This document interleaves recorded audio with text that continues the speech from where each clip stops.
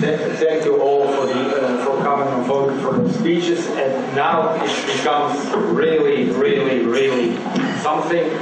I would like to announce Professor Peter Singer, who is there with us. I would like to announce John Harris, who is here with us, and of course I announced already Julian Savulescu. So the first panel, which will start now, is a big event indeed, because Julian Savulescu and John Harris will debate on the issue of moral enhancement of freedom. They have not exactly the same positions, I think, on that. And the discussant will be Professor Singer, who will also, as we announced, that tomorrow morning have the first keynote speech. But before that, this is the panel we are going to start now. You can see how far apart we've been already. Okay, thank you, Voyan. So, in a nutshell, this is going to be my argument. Would moral bioenhancement undermine freedom? Well, it could, but for a wide range of near future moral enhancements, it won't. And even if it did, it might still be morally justifiable. But being a flexible sort of guy, I'm going to do a bit of narrative ethics. So my father was born not far from here in Romania, in Ploiești, in 1910, and he had a very nice life in Romania. He was a barrister. He was also a war hero and had a knighthood and a vineyard, and his brother was the engineer to the king. But in those days, unless you joined the Communist Party, and you had some considerable position, you were essentially put in jail, and they slowly took away his property, and one night he escaped in a small boat to Turkey and came with nothing to Australia, thankfully from my point of view. But there he worked in a factory, Ford Foundry, an international harvester, lifting molten metal, which he described was a job that only Negroes do in the United States. He eventually made his way up to a white-collar job and built himself a small house and a small garden and had his cooking, but he never had the life which he had in Romania before the war. And he said several things to me, but I remember two of them vividly. The first thing he said to me was, "Never marry a woman who makes more money than you." And I did, and now I'm divorced. And the second thing I remember vividly, he came to me in a dream. I've only had a dream of him a couple of times since he died in 1998. He came to me in a dream, shaking me, and he said, "Never be with someone who takes away your freedom." And he loved freedom, but he paid a great price for it. But I grew up very free in Australia. I had a lot of freedom from my parents, and I'm deeply grateful for that. So I am a card-carrying libertarian who understands the value of freedom from the first time I was brought up. He always used to say to me, "Always choose freedom." So even though I'm a great advocate for freedom, I'm going to argue today that moral enhancement either doesn't undermine freedom, or if it does, it can be justifiable.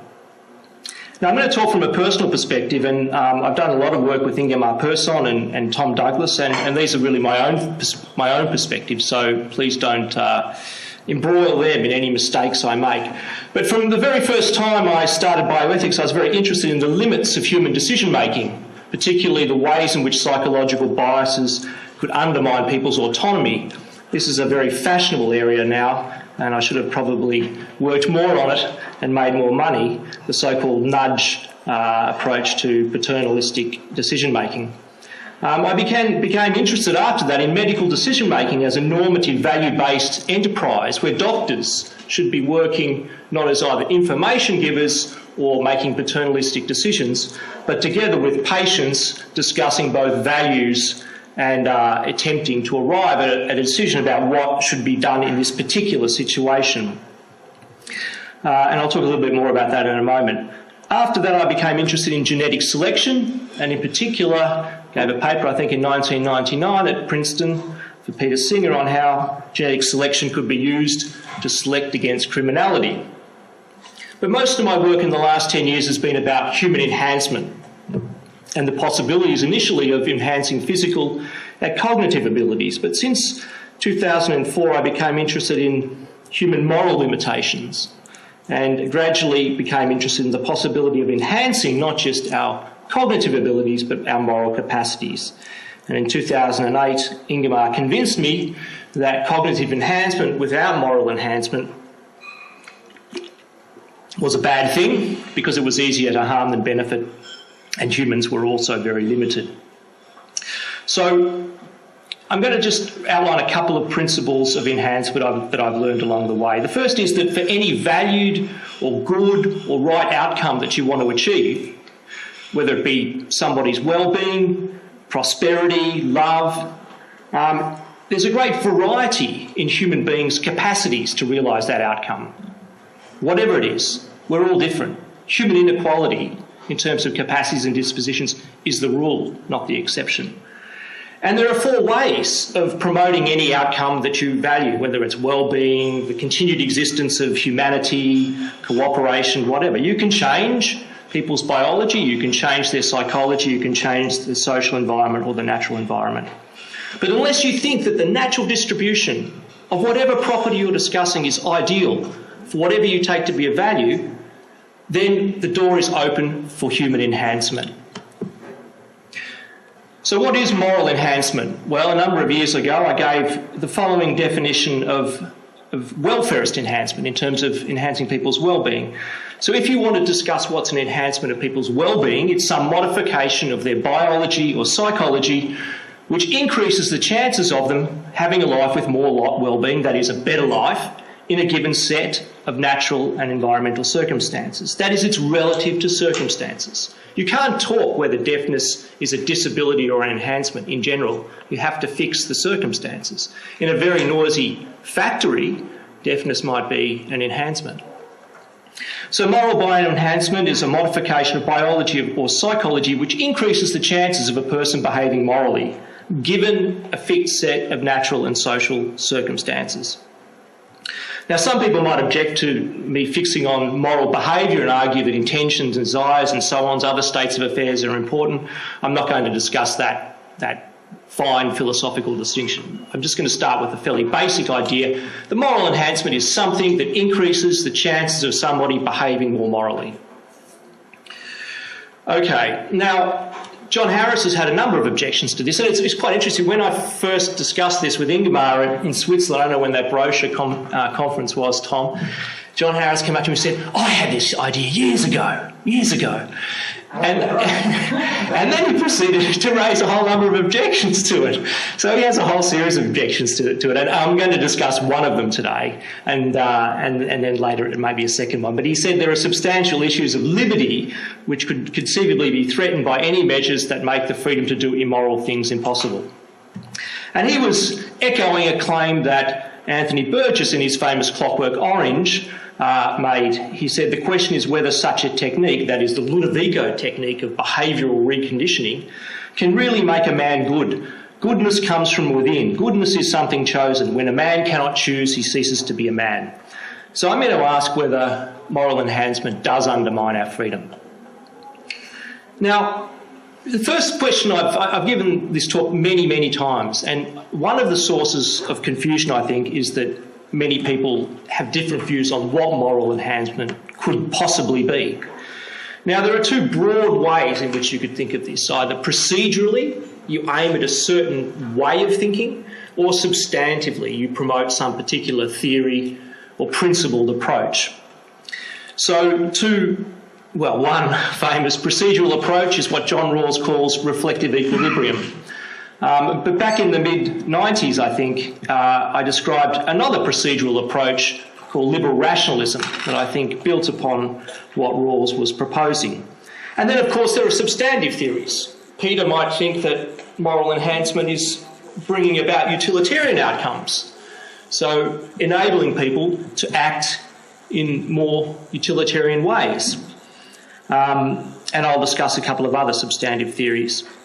Now, in our book, Ingemar and I didn't pick upon a specific either theory or procedural approach.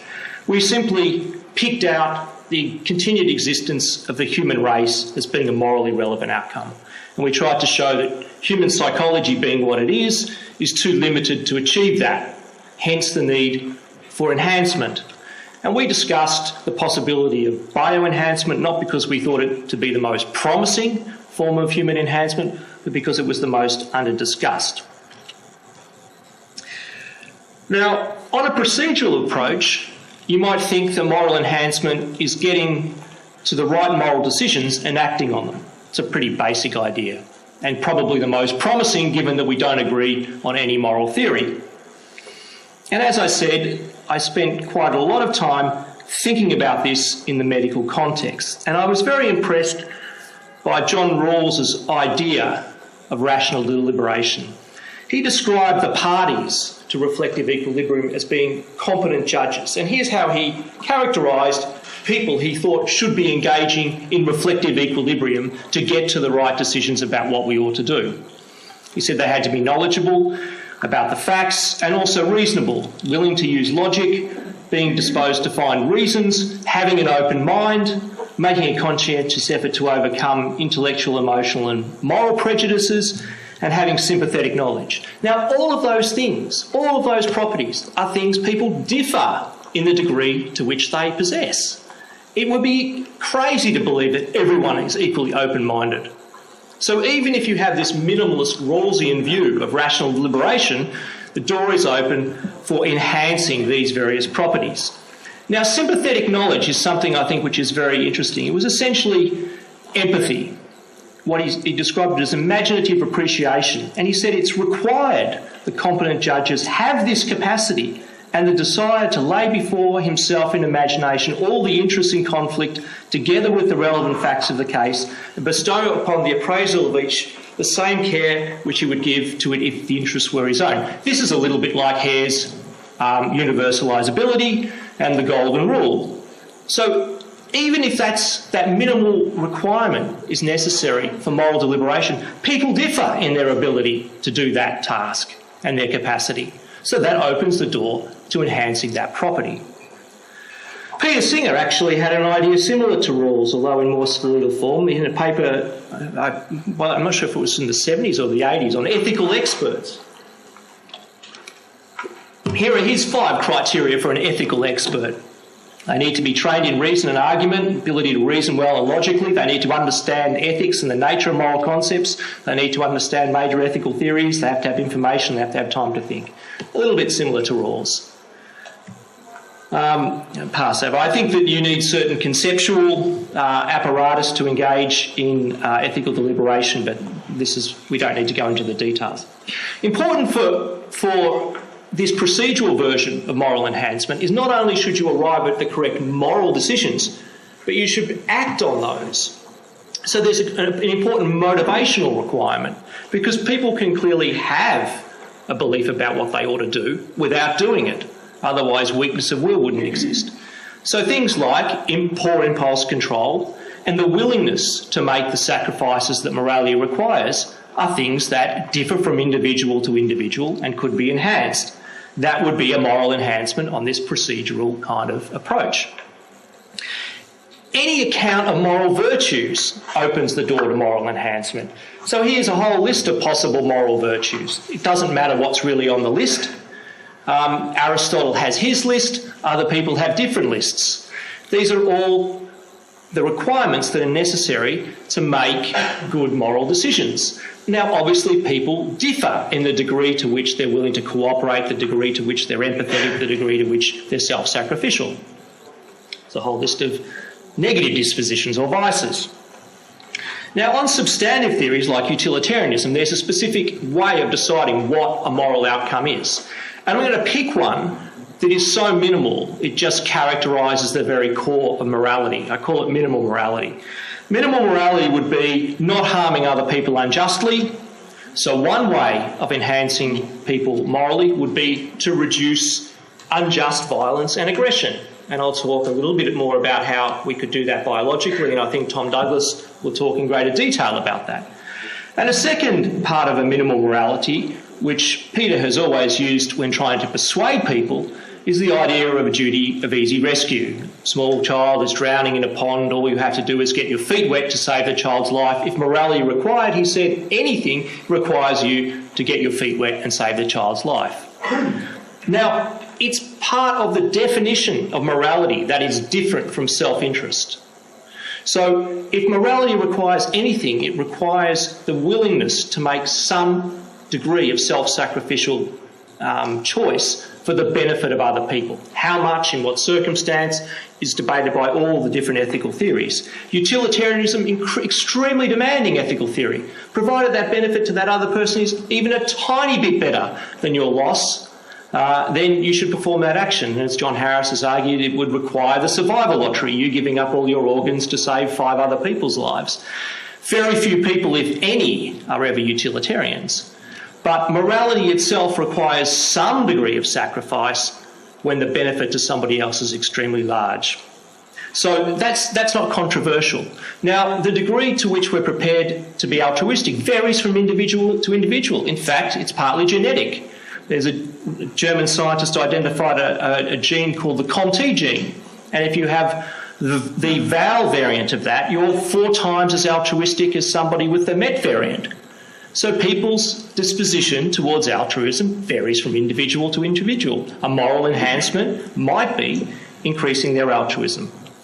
Okay, so my own particular theory is libertarian consequentialism, but it doesn't really matter what my theory is because that's not the point. We're not here to settle what the correct theory is. We're simply outlining 2 possible ways in which moral enhancement might be possible, procedurally or substantively. And if it's substantively, it could be even on a minimal morality, account of morality. Now, here are 2 common objections. One of them is given by John. I've heard him argue that cognitive enhancement is sufficient. Now, Ingemar and I argued in 2008 that such was our already enormous cognitive enhancement, we have the capacity to destroy the world. Around the middle of last century, human beings could destroy the world with nuclear weapons. And we said at that point, humans acquired the ability to wreak ultimate harm, that is, destroy humanity. That power has exponentially increased since the middle of last century, such that many people will soon have the capacity to destroy all of humanity with biological weapons. It will be very much easier to construct biological weapons like smallpox than it will be to construct nuclear weapons. So, on neither the procedural or substantive account of morality is cognitive enhancement alone sufficient. Rawls said you had to have this element of sympathetic imagination. And both of them require a motivational component. Now, there's a study that shows that more intelligent psychopaths, unsurprisingly, cause more serious and violent crime. So cognitive enhancement alone is not sufficient for moral enhancement. It may be necessary because in order to effectively choose and deliberate and choose the right course of action that will have the best consequences or understand the facts and reason logically may require a certain level of cognition, but that alone is insufficient. The second argument that I often hear is, well, this will make us vulnerable to exploitation. If people are too altruistic or too empathetic, they'll be exploited by the unmorally enhanced. The morally evil unenhanced. Indeed, Paul Bloom recently wrote an article in the New Yorker, The Case Against Empathy. He argues that empathy is vastly overrated. It's parochial, narrow-minded and innumerate. The idea here is that people will give a lot to a single starving or suffering child and are prepared to let thousands of people, when unseen, die the so-called statistical lives. It increases retribution, it's indiscriminate, etc. Now, first of all, if you thought that, then perhaps we should make people less empathetic. If you thought that it would be better if people had less empathy, then moral enhancement would involve not increasing empathy, but reducing it. But I think the correct answer that I'll go on to give is that empathy is not, again, sufficient for moral enhancement. Moral enhancement, on whether you take a procedural or a substantive approach, is going to be a complex set of dispositions that isn't just intelligence, isn't just empathy, isn't just altruism. It will require a large, exactly what goes into that formula is, of course, what we should decide. But it's not overwhelming to pick out one criterion and say, oh, look, this won't have good moral effects. So what? The other feature of moral enhancement is that it's context specific. As I said, it's relative to a society and a particular set of circumstances. So again, it's unsurprising that one single trait like empathy isn't morally enhancing in all particular circumstances.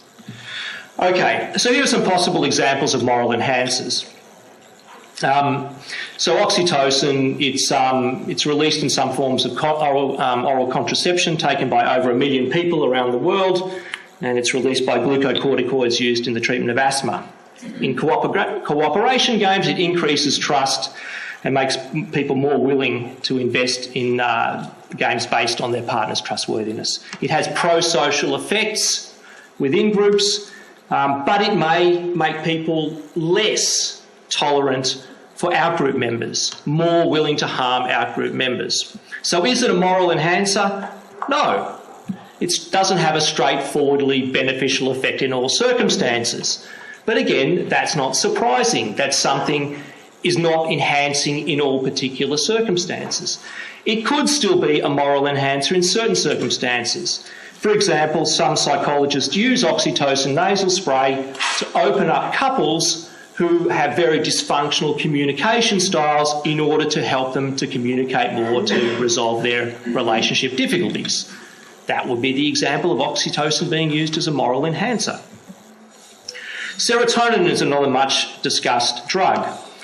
Selective serotonin reuptake inhibitors like Prozac or citalopram, and very common, probably the world's most common antidepressant, is used for depression, anxiety and obsessive compulsive disorder. It increases the level of serotonin in the brain. As well as alleviating depression and anxiety, this drug also increases cooperation and fair-mindedness. In games where people are given money to divide between themselves and others, these drugs cause them to divide this more fairly. Reducing serotonin in people's brains makes them more aggressive, reduces cooperation, and more likely to reject unfair offers. So, you might think that SSRIs make people easier to exploit because it modulates their assessment of fairness and unfairness. Again, the issue is not whether these are moral enhancers. The question is it better to increase or decrease serotonin in a specific given set of circumstances? So if you're in negotiations, people's level of serotonin will differ. Some will have lower levels if they've been eating tryptophan foods. Others will have higher levels if they're on Prozac. These could have significant effects over negotiations. So unless you think the natural state of affairs is ideal in terms of the level of serotonin and cooperation, then you think that you should change it, and that's moral enhancement. In Oxford, Sylvia Turbeck, one of our PhD students, showed that propranolol, a commonly used antihypertensive and anti-anxiety drug, reduces racial bias on the implicit association test. All of us are racist towards outgroups at a subconscious level. Propranolol reduces that. Should we give this to judges and juries? Okay, could there be a general moral enhancer that affects people in all circumstances? Well, there could be. Moral education of children aims to enhance their behaviour in a wide range of circumstances. There's no reason to believe that education can't be biologically augmented. For example, transcranial electrical stimulation has already been shown to improve the acquisition of motor and cognitive skills, and there's no reason in principle why it couldn't increase the acquisition of moral skills. Neurofeedback is another area which I'll discuss in a moment that's been shown to affect moral behaviour, as has fatty acid supplementation. So if you had a valid moral education program, you could enhance the effect of that through manipulating biology. That would be a general all-purpose moral enhancement. Okay, so will moral enhancement of the sorts I've described undermine freedom? Well, as I said, it's core to the very concept of morality that some level of self-sacrifice and altruism is necessary. And this varies from person to person. You can enhance it by praising people through religion, but also through biological means. The fact that there is a genetic variation in people's altruistic disposition opens the door to affecting that level of biology. In principle, you could make people more altruistic. Women naturally have a greater capacity for self-sacrifice. You could alter men to make them more like women, and this would qualify as a moral enhancement on a minimal account of moral behaviour. Secondly, violence and aggression. This is bad. The fact that innocent people are killed is a morally important outcome. 75% of prison inmates have antisocial personality disorder, 25% psychopathy. 1% of the population are psychopaths. They produce 50% of the violent crime. There are various interventions that affect violence and aggression. And I think Tom will talk in much greater detail. Antidepressants, sedatives, cognitive behavioural therapy, mindfulness skills, and so on can affect moral behaviour by reducing aggression and violence. Empathy is described as a brake on aggression by Simon Baron-Cohen, and men typically are lower on empathy than women. They commit more violent crimes. As I said, in principle, you could make men more like women using biological methods. This is done in a very crude form already through hormonal castration of paedophiles. When you change the sexual desire of criminals either by surgical or hormonal castration, you're effectively engaging in a crude form of moral enhancement. Nutritional supplementation has been shown to reduce violence. Omega-3 fatty acid diets together with micronutrients in both children and adults. And as I mentioned, neurofeedback has had promising results in reducing, increasing impulse control and reducing violent crime. One of the commonest moral enhancers is the use of Ritalin and Adderall in children to control impulses and also reduce aggression towards other children. So, John Harris has said the freedom to do wrong is a part of personal autonomy. He quotes Mill that we are sufficient to have stood, though free to fall. We should maintain our freedom to act immorally. And moral enhancement, he claims, would reduce this freedom. Now, does moral enhancement restrict freedom? Well, take an example of a group of people who are already morally enhanced. Women are more empathetic, more prepared to engage in self-sacrifice. Nevertheless, they can act wrongly, and if men were enhanced to have the levels of empathy and self-sacrifice of women, they would be equally as free as women are today. So it's hard to see how that kind of moral enhancement is undermining freedom, unless you believe that women somehow aren't free. What he has in mind is the idea that immoral actions would somehow be impossible, and not that just we would provide reasons for refraining from immoral behaviour. And this impossibility would somehow stem from, the answer to this is the impossibility of performing immoral actions may stem from our own motivation that is responsive to reasons. Now here are two examples. John walks past a beggar in the street each day. Usually he looks away. Al suggests an empathy-enhancing strategy, a pill. He then sees the beggar, notices and reflects on the beggar's suffering for the first time and provides a meal to the beggar. This is hardly an unfree action. It's what we would call a virtuous action. Tom Douglas gave me this example. James is a judge in a multi-ethnic area. He's had a racist upbringing and is aware of his bias in moral and legal thinking. He takes propranolol to reduce his racial bias. This, in fact, increases his freedom if we distinguish between his authentic self and his brute self. And in fact, many people are on propranolol now. What John has in mind, and many objectors to moral enhancement, is the kind of Ludovico technique that makes immoral behaviour impossible. Now, there's no doubt that psychosurgery of the 1950s and 60s and the behavioural therapy that's described in A Clockwork Orange were very offensive, crude attempts to control human behaviour, making immoral action impossible.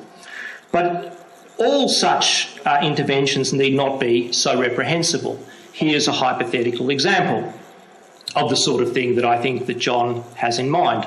Let's imagine in 100 years' time, people are implanted with an iPhone 10EEE.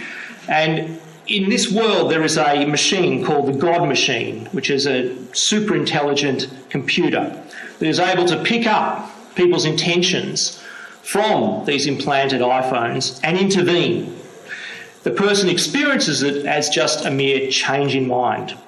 So this moral therapy has been set up to prevent people engaging in serious moral crimes like murder or rape. The God machine picks up an intention to murder and immediately changes it, and the person just thinks they changed their mind. So this kind of machine wouldn't be compromising autonomy if people chose to undergo it. So, for example, if people voluntarily connected themselves to the God machine to prevent themselves murdering or raping other people, this would be like the paedophile who chooses the hormonal castration. This would be an example of a Ulysses-style pre-commitment contract to enhance autonomy. But what about if we use this in children? If we implanted these chips into children and people had these implanted without their choice? This might not affect autonomy if our moral education was perfect. So, for example, if people never chose to murder another person, then it would restrict freedom but not autonomy. But it might restrict freedom and autonomy if moral education was imperfect. So in these cases, there are people who are evil, psychopaths still exist, but their intentions are changed just at the last moment. Okay, this would undermine freedom and it would undermine autonomy. But is it wrong? We restrain the freedom of criminals when they kill others by incarcerating them sometimes for the whole of their lives. This is an extraordinary restriction of their freedom. The restraint by removal of motivation would be preferable as the criminal suffers less and, of course, other people aren't the victims of that crime. So given that we already restrict freedom, it seems to me that this kind of restriction of freedom is preferable. So the involuntary use of this kind of moral therapy and the God machine would constrain freedom. It would remove the freedom to fall. But freedom is only one value. The God machine would remove serious crime, it would benefit potential victims, and would also benefit potential criminals. So concern for well-being and respect for basic rights outweighs the value of autonomy and freedom in this circumstance. So the conclusion: moral enhancement may already occur in certain specific contexts through, for example, the oral contraceptive, the use of selective serotonin reuptake inhibitors, but there's no strategic program to develop it. Moral enhancement need not restrict freedom, and even where it does restrict freedom, it might be justifiable. So where the use of moral therapy is voluntary, it promotes freedom, but where it's involuntary, it may not compromise autonomy but limit freedom. And where the risk to others is great, it may be required to involuntarily use certain kinds of moral enhancements, even though they restrict freedom, on the basis of protection of the public interest. Okay, I'll make two closing remarks on the general structure of this argument. As products of evolution, not divine design, we have simply evolved through chance and certain environments to live long enough to reproduce and pass on our genes. Evolution has had no mind to how happy we are, whether we live beyond the age of reproduction, whether we can play golf in our retirement, or whether we can write grand works of art or literature. As products of evolution, we're all unequal. We all vary in terms of our dispositions. 1% of us are psychopaths. Unless you think this natural distribution is ideal to achieve whatever valued outcome you have, then you should ought to enhance individuals within that distribution. It's very unlikely that evolution would have provided a distribution to match the values that we have today. Therefore, enhancement should improve the situation. And it's striking that John has been a fervent advocate of all forms of enhancement except moral enhancement. Yet moral behaviour is a highly coded animal behaviour designed to promote cooperation within small groups and limited altruism within those groups. But of course we don't live in groups of 150 today. We live in a globalised world with weapons of mass destruction. Now, even those people who are opposed to a radical program of moral enhancement should at least support a program of preventing decline. because many features of our world that we live in and the substances that we take worsen the dispositions to relevant valued outcomes. Commonly used drugs have moral side effects. People vary in their level of serotonin, oxytocin and testosterone. Unless you think this variation is optimal, then it ought to be enhanced. The question is, to what end and in what direction should these variables be changed? Now, I've got some bad news for you. Empathy, or maybe good news depending on your perspective, empathy is declining.